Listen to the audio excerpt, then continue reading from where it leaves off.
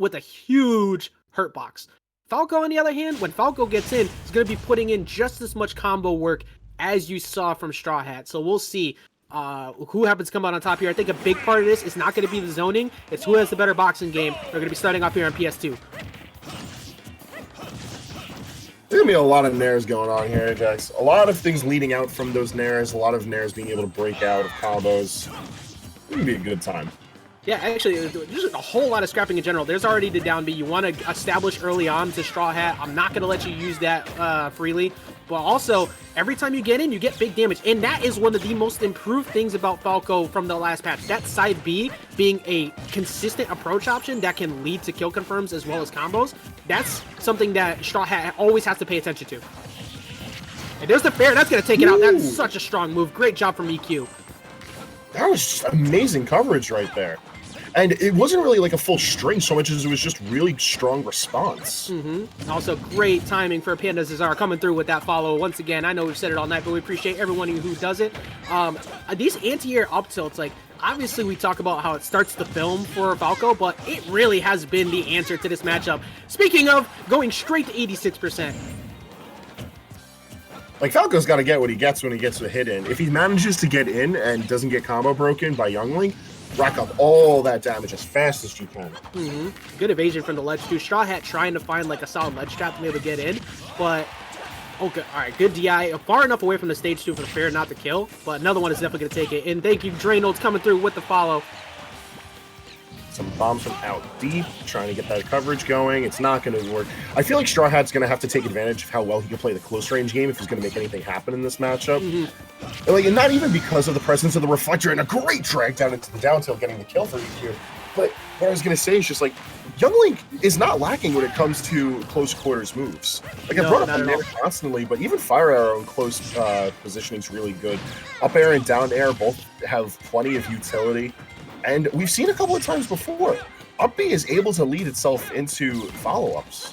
I am so thoroughly impressed by EQ's gameplay. Like, that nair finally going to close it out. But after the first few games, it was all about, I'm going to meet all of your options with a better anti-air. This last stock, EQ decided to just wait for Strawhat to act instead. It's like, okay, there's the nair, I'm going to go punish that. There's the falling aerial or air dodge, I'm going to go punish that. And it completely mixes up your landing options. It puts so much stress on you. The air dodge is going to be expended. Trying to look for the forward air, not going to get it. At 139%, though, damn near anything is going to lead itself into a kill, and just racking up even safer damage there. Like, EQ has had phenomenal control of the entire stage as well. Like, Strawhat has been forced to duel out from the ledge, stock after stock here. Yeah, this is definitely not a lot of stage presence when he does get his feet on the ground. This whole sequence is like the best we saw out of Strawhat this match so far. Like, able to get up to 94%. I think a majority of that came from the fact that EQ started like pressing buttons a lot more, like up close, just trying to box. But now he's just committed to, okay, I'm going to shut down your zoning, gonna make you work for this, and that should do it. Yeah, the up throw at that point, if you get hit by the laser, is going to take it out. So EQ able to take that 2 stocks up on Strawhat in relatively convincing fashion for the first couple stocks. My man said reach for the skies. God damn. With the hands up. I'm actually looking through bracket right now too, and we saw how good Slade played earlier, right? The Yoshi, and he 2-0'd Slade, so that's saying something. Like, and we could see how well not only is EQ able to put on that damage, but just like optimization out of the strings has been phenomenal for EQ so far. Also #1 seed according to what I'm seeing here on the bracket too, so I understand why. Ooh. Now, can we see Strawhat make a difference? This might be one of the few times where, you know how I normally am a big fan of, like, when you're playing a zoner, obviously you want more room, but occasionally it's okay to cut to a smaller stage. For the few times that Strawhat gets something going good, it was when the range was closed. So I wouldn't be surprised if we see a smaller stage, but instead we're going to run it right back to PS2. You see, I like your logic as far as picking the smaller stage is concerned, but I do feel like Youngling can get a lot going on PS2. Like, from the zoning perspective, as well as the fact of being able to like make good use of controlling the plats and the ledge. The problem was, in game 1, this was all EQ's stage. EQ controlled every aspect of that game from front to back. So we never really got a chance to see Straw Hat really make the most of Pokemon Stadium. Yeah, but you're playing passively. That's what I think you were talking about earlier. Yeah, I think the big thing too is just like EQ has never let disadvantage exist. Like every time EQ's been like back against the wall, on the ledge, in a landing option, has pretty much almost always won those trades. Like you see the ledge trap here. What did Straw Hat get out of that? That was so well navigated by EQ, and that was a very well placed position for all of those bombs and arrows.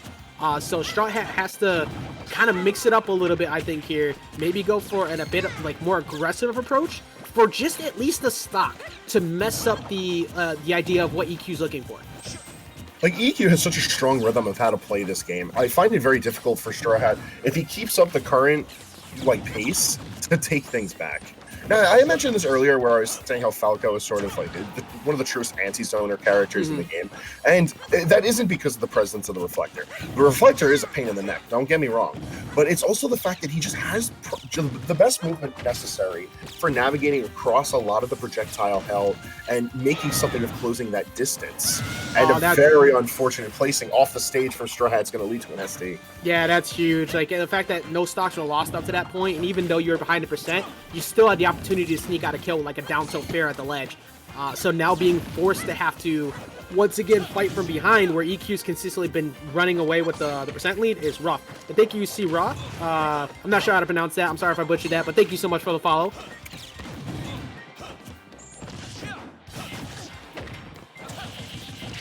My goodness, the capitalization of damage too. Like, just look up, like it is the hands for everybody right now. It does not matter if Young Link's a child or not. Like, EQ's ready to just scrap all day long.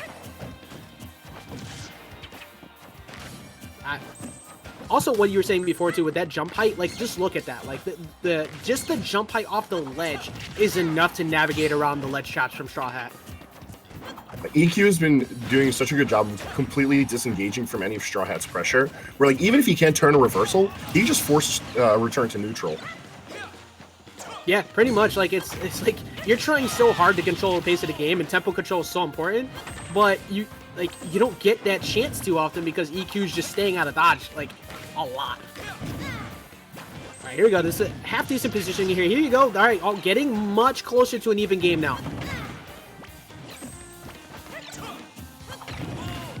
Naruto coming in clutch for a second, but even so, perfectly played by Strawhat that whole last segment. Perfect ledge trap has now led it to really the first percent lead we've seen out of Strawhat so far in this set.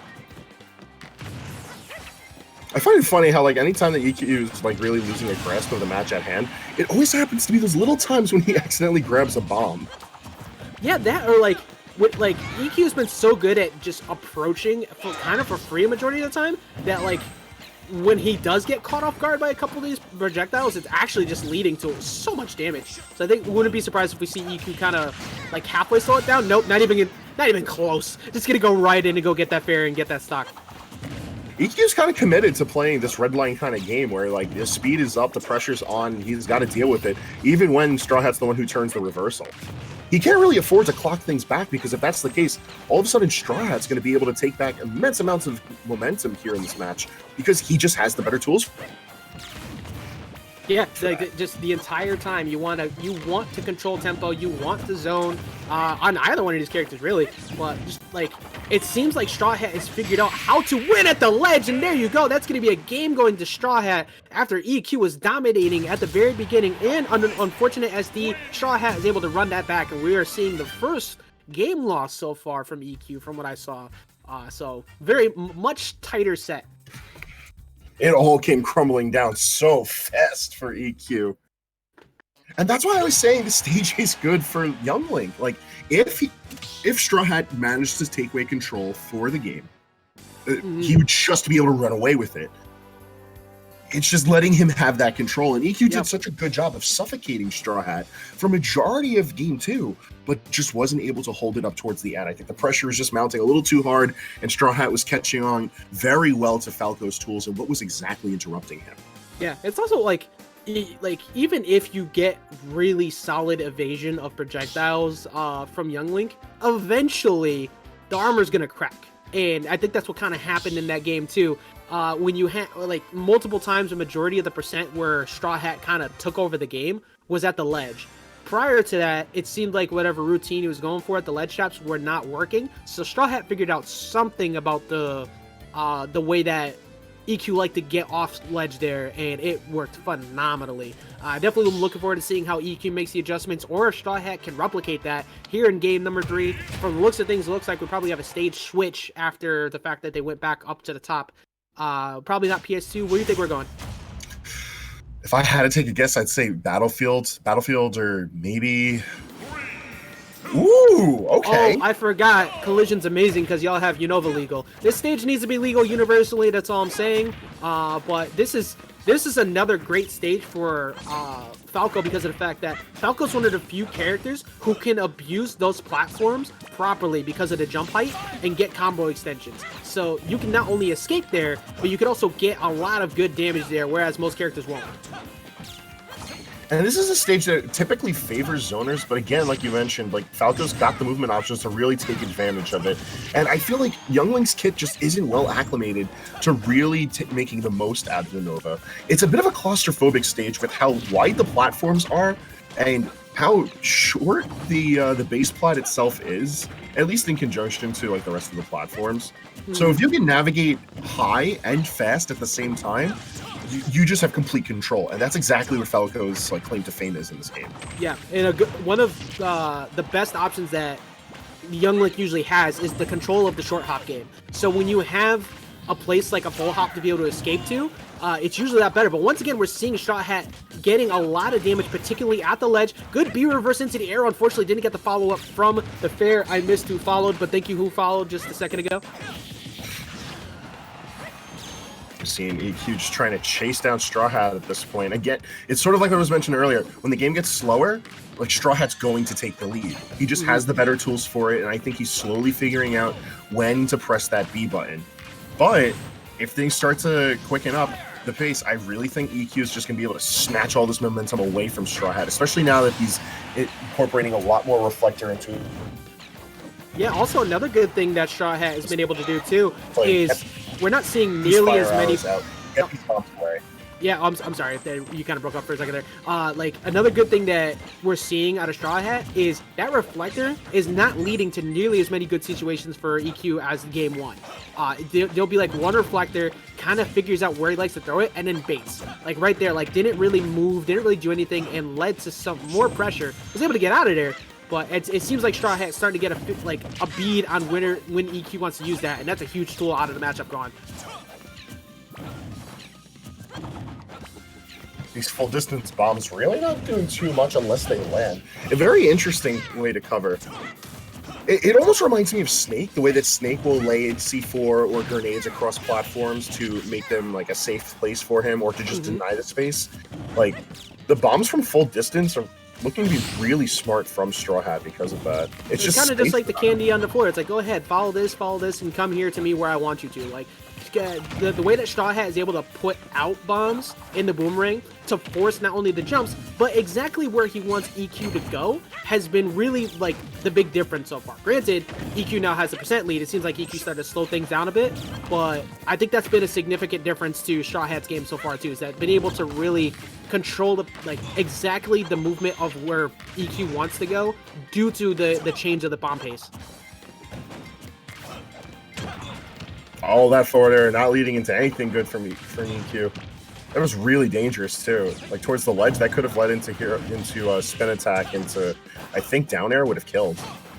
Yeah, I mean that's also big on Strawhat to stop that now too, because we saw a couple times in the first game and beginning of game 2, that forward air like so has been such a good option at the ledge where Strawhat wants to go for something aggressive.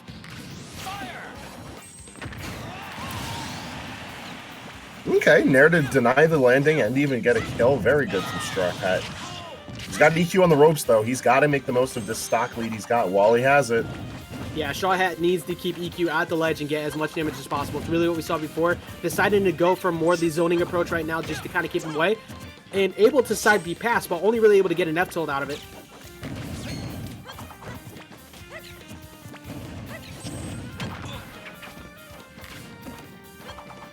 think it was one of those situations where you saw EQ was looking for the opening, trying to find the gap in the pattern that is the projectile war from Strawhat. And here we go, finding the drop from the platform, finding the opening that he needed to get that forward air, so pushing Strawhat back.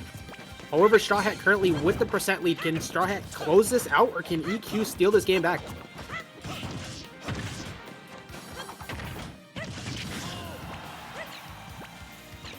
Forward air, not going to do it just yet. What's the option at the ledge? Getting stuck. Hasn't really gone for anything like F-tilts at the ledge. Gonna force yet another attempt to try and get back off. Trying to look for a side beyond the center stage. Almost catching with the fair. EQ just getting by, somehow able to avoid this entire ledge trap somehow. That forward air is going to probably do it, and that's going to be it. Strawhat's going to take it 2-1 over EQ. EQ going to go down after a very solid run and winners so far. But Strawhat's going to be the one to move on. That was ridiculous. Like, how do you get by that? Like, the way that EQ played game one was so phenomenal, shutting down the entire zoning game. And then all of a sudden you start taking 60